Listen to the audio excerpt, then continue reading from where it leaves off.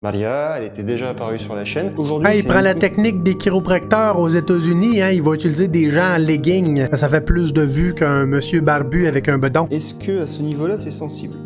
Faire attention avec la palpation. La palpation, ça va pas dire grand-chose. Il y a plein de régions du corps qui vont être sensibles et qu'on n'a pas besoin de traiter. Exemple, elle pourrait avoir un inconfort dans le cou, puis il irait mettre ses gros pouces sales dans cette région-là, puis ça serait quand même sensible. Mais c'est pas parce que c'est sensible que ça justifie d'aller traiter, là. Tout un tout petit peu comme ça. Ça, on ira le corriger tout à l'heure. Ça va craquer, mais ça corrige rien, là. On ira le corriger tout à l'heure. On fait juste traiter des régions par naïveté thérapeutique. On va avoir du boulot. On va avoir du boulot, là. On va avoir du boulot, là. Moi, je vais tout craquer. Je vais corriger ça, moi, les problèmes. Tu sais, cette patiente-là, elle a pas un gros gabarit, là. Puis regardez la grosse intensité qu'elle est faite pour rien, là.